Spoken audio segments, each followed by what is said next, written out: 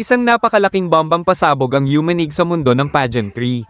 Isang resigned Miss Universe judge mismo ang naglabas ng shocking claim. Fake winner daw si Miss Mexico Fatima Bosch. At ang mas nakakagulat, sabi niya, isang araw bago ang coronation, alam na raw niya ang mananalo, mga ka-showbiz, kung akala niyong tapos na ang intriga pagkatapos ng pageant.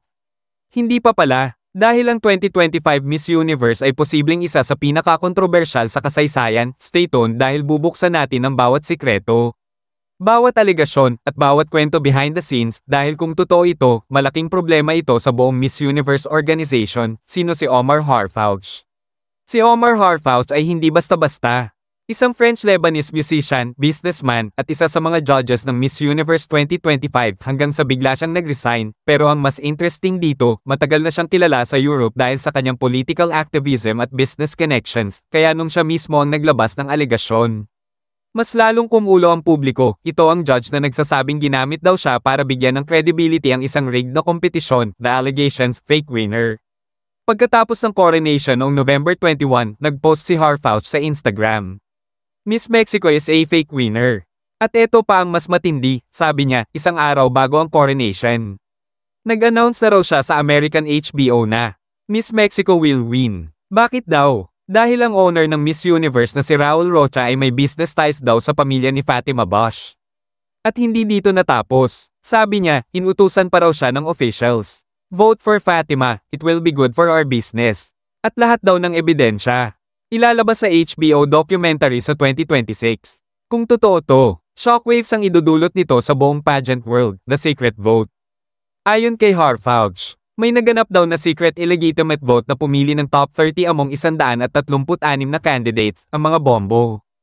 Hindi raw official judges ang bumoto. May isang taong may relasyon sa isang contestant pero kasali sa voting.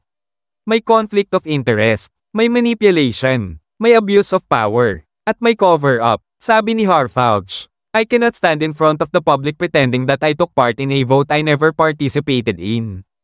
At eto ang matindi. Sabi niya, may mga bansang natanggal na geopolitically sensitive. Ibig sabihin, may delicate implication sa international relations, ang dating glamorosa at prestihiyosong Miss Universe.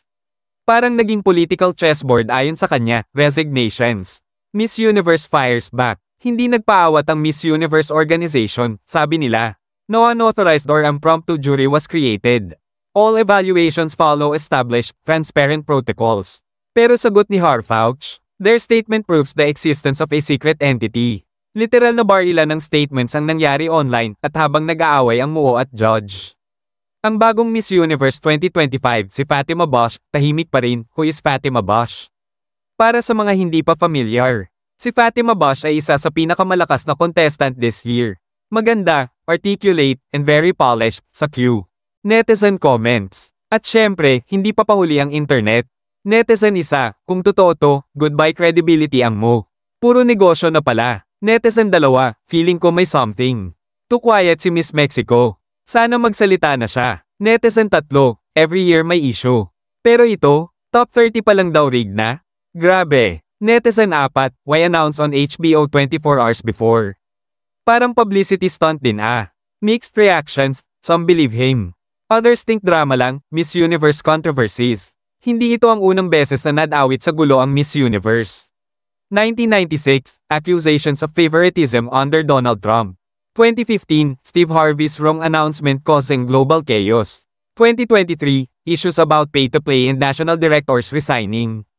2024, questionable productions and financial rumors. 2025, ngayon, alleged rigging and secret voting.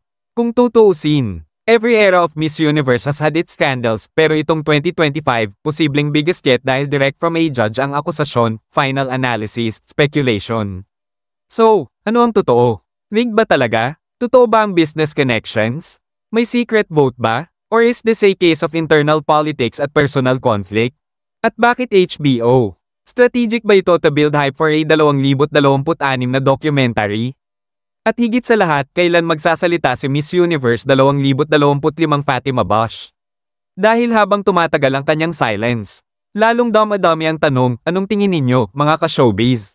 Is this the biggest scandal in Miss Universe history? Or is this just another case of sour grapes?